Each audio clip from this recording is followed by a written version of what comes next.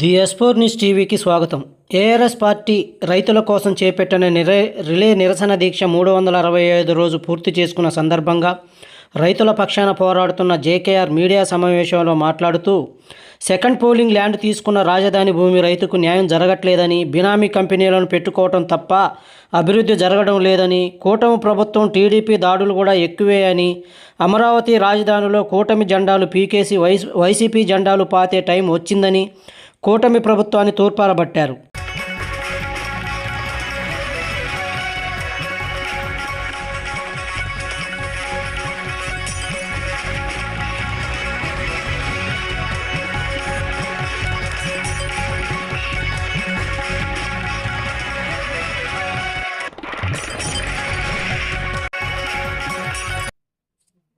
ఆంధ్రప్రదేశ్ ప్రజలకి, మన కూటమి ప్రభుత్వాన్ని, మీడియా మిత్రులకి ఈరోజు ఏరువాక పౌర్ణమి సందర్భంగా, అలాగే ముఖ్యంగా మన ఈ యొక్క ఏఆర్ఎస్ పార్టీ జేకేఆర్ 365 రోజులు రైతు రిలే నిరసన దీక్ష కొనసాగడం జరుగుతూ ఉంది. అలాగే ఈ రాష్ట్రంలో ఈ దేశం మొత్తం కూడా పంటలు బాగా పండి రైతులు సంతోషంగా ఉండి అందరికీ కూడా తిను పదార్థాలు, ఆహార ధాన్యాలు అన్ని కూడా బాగా పండించి బాగా ఉండాలని చెప్పి కోరుకుంటా ఉన్నాను. వ్యాపారస్తులు కానీ, రైతులు కానీ, రైతు కూలీలు కానీ, ముఖ్యంగా మన మీడియా మిత్రులందరికీ కూడా నమస్కారం అండి. ఒకసారి అయితే ఈ యొక్క సెకండ్ కూలింగ్ మీద ఇంకా ఎటువంటి స్పష్టత అయిన హామీ రావట్లేదు. వాళ్ళు డబ్బులు కూడా ఊరికి తీసుకొని ఏదో రూపాయికి 10 రూపాయికి అమ్ముకుందాం అనే ఆలోచనలోనే బినామీ కంపెనీకి చూస్తున్నారు తప్ప, మరి పక్క రాష్ట్రాల్లో కూడా 237 కోట్లకి 300 కోట్లకి ఆ విధంగా భూములు అమ్ముకుంటా ఉన్నారు ఏళ్ళ మాట పెట్టి. మరి మన రాష్ట్రంలో మాత్రం దౌర్భాగ్యం ఏంటంటే రైతుల భూములు వరకు, అంటే నాకు ఏ పార్టీ ఏ నాయకుడు వ్యతిరేకం కాదు, మీరు చేస్తున్న పనులు మాత్రం బాగోలా. మీ యొక్క కూటమి ప్రభుత్వం, ముఖ్యంగా టీడీపీ దౌర్జన్యం దాడులు నేను చెప్తున్నా ఒకే రకంగా ఉండదు. కూటమిలో నుంచి టీడీపీ జెండా పీకేసి వైసీపీ జెండా టైం వచ్చింది. దాంట్లో ఆ రోజు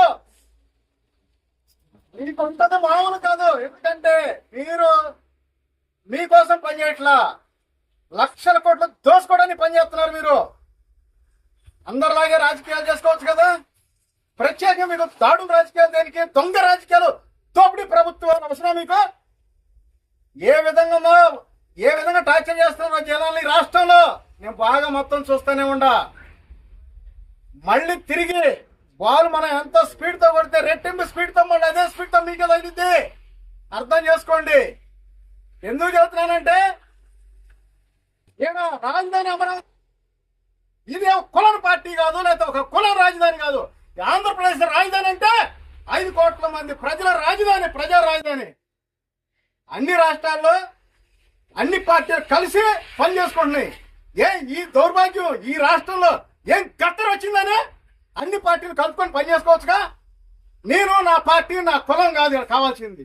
ఇక్కడ 5 కోట్ల ప్రజలు జనం ఉన్నారు. 5 కోట్ల మంది ప్రజలు మనవాళ్ళ దెబ్బతిన్నాయి.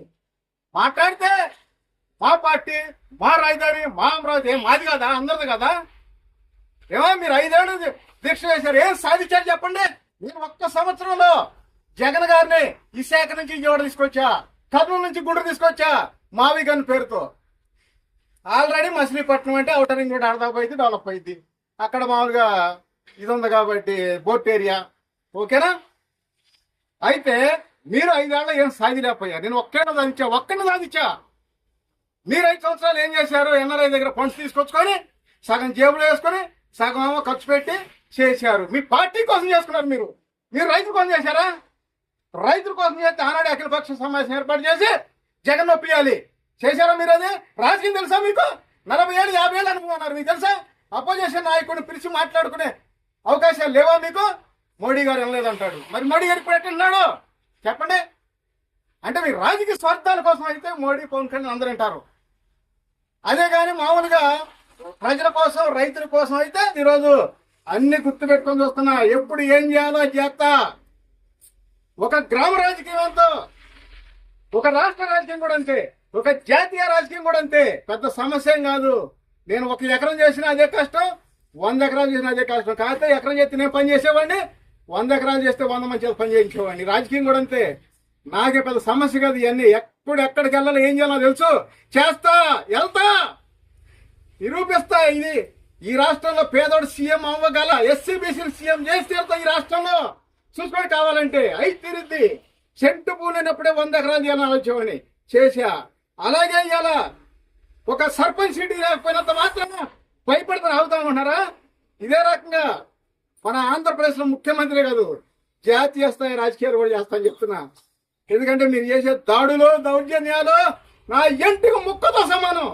ఏం చేయలేరు, ఎందుకంటే నిజాయితీగా ఒక అప్పగా పుట్టిన రాజకీయం చేస్తాను నేను. మీలాగా దౌర్జన్య రాజకీయం చేయట్లా. కావాలంటే చూసుకోండి, ఏ రాజకీయం చేస్తున్నాం, ఎలాంటి రాజకీయం చేస్తున్నాం. మీలాగా దౌర్భాగ్య దోపిడీ రాజకీయాలు, దొంగ రాజకీయాలు చేయటంలా నిజాయితీగా నిప్పు లాంటి రాజకీయం చేస్తున్నాం. ఎందుకంటే పేదోడు సీఎం చేస్తే ఎలా ఉంటుందో చూపించి తీరుతానని చెప్పి నేను చెబుతున్నా. రైతులకి ఎక్కడైనా సరే ఒక లోన్ పత్రం ఇస్తున్నాడా? పూలింగ్ తీసుకున్నారు, పూలింగ్ తీసుకున్న ల్యాండ్ లో గజానికి 5,000 10,000 లోన్లు ఇవ్వాలి కదా గజానికి. మరి లోన్లు ఇచ్చారా? వాళ్ళ భూములు అయితే ఊరకనో, కానీ వాళ్ళకి లోన్లు వద్దు. ఈ చుట్టుపక్కల ప్రాంతంలో 10 కోట్లు పోయిన పొలాలు ఇలా ₹1 కోటి అడిగే పరిస్థితి లేదు. ప్రతిసారి ఎందుకు? 2014లో ఎక్కడ ప్రమాణ స్వీకారం చేసి ఆడరాయి అన్నారు, 2015లో 2 సార్లు ప్లాట్లు పడేసారు, 2016లో నోటు రద్దు, 17లో జీఎస్టీ బిల్లు, 18లో పవన్ కళ్యాణ్ మీటింగ్ పెట్టి ఆయన స్వార్థం కోసం పాచిపోయిన లాట్లు అన్నాడు. మరి ఈ యొక్క సూట్ కేసుల బాబు చంద్రబాబు పెద్ద బాబులు అన్నాడు. ఎవరు స్వార్థాలు చూపిస్తే ప్రజలు ఏమైపోవాలి? అలాగే 2019లో ఇంకొక ఆయన గెలిచాడు. ఆయన 14లో ఏం చెప్పాడు? ఇదే రాజధాని మాకు ఇష్టమే అన్నాడు కదా. మరి 3 రాజధాని అన్నాడు. సరే ఏదో అయిపోయింది, ఆయన దగ్గర శాస్తి చేశారు ప్రజలు. మళ్ళీ 20లో ఫస్ట్ కరోనా, 21లో సెకండ్ కరోనా. రాజధాని అంతా కూడా ఎన్నో ఇబ్బందులు పడతా ఉంటే మీకు పట్టదు. పోయి చేపల కూర తిప్పుకోను, కుర్తి నీళ్ళు తిప్పుకోను, చేపల కూర వండ. చిన్నప్పుడే పని చేసుకోలేదా? లేదా మీ నాన్న నిమ్మ పని నేర్పలేదా మీకు? ఇప్పుడు అవసరమా? కళ్ళు దాగా తాటి ముంజేదినా? ఏమో వాలంటీర్ 3 ఏళ్ళు ఇస్తే వారలేకపోయావు. వాడు పంచుతారు కదా పెన్షన్, మీరు పంచేది పెన్షన్లో మీ డబ్బా, ఎవడబ్బా సొత్తు? మీరు చేస్తే ప్రజలకు కష్టమయ్యేది, ప్రజలు కట్టిన ట్యాక్స్లు అయ్యాయి, వాడు పంచుకుంటారా? మీరు వచ్చేది మాట్లాడితే డబ్బులు 1 కాదు 2 కాదు, మొత్తం టోటల్ తప్పు. ఏదో ఉత్తరప్రదేశ్ లో ఎస్పీ బీఎస్పీ పోయి బీజేపీ ఎలా వచ్చిందో ఈ రాష్ట్రంలో కూడా ఇలాగే ఈ కుల రాజకీయాలు మండిపోయి మళ్ళీ ఏదో ఒక కొత్త పార్టీ మాలంటూ వచ్చి ఈ రాష్ట్రానికి న్యాయం జరిగింది. ఆ రోజు ప్రతి కుటుంబం 10 కోట్ల ఆస్తి పనులు అవుతారు, అయి తీరుతారు. చూడండి, కావాలంటే సాధ్యం అనుకుంటే ఏదైనా సాధ్యమే, సాధ్యం కాదు అనుకుంటే ఏది సాధ్యం కాదు. ఎందుకంటే నేను చాలా రకాలుగా ఆలోచిస్తున్నా, చూస్తున్నా. ఏదో ఉడత ఊపులకి బెదిరింపులకి భయపడి మానేస్తాడు పార్టీ అనుకుంటున్నారు. కావాలా ఎక్కడ భయపడను, బాధపడను, ఇంకా ఆలోచనలు పెరుగుతాయి. మీరు ఒక్కొక్క మాట అనేటప్పుడల్లా నాకు 100 రకాల ఆలోచనలు పెరుగుతాయి. ఈ రాష్ట్రంలో కొన్ని 100 మంది ఉన్నారు, 1,00,000 కోట్ల ఆస్తి కోట్లు.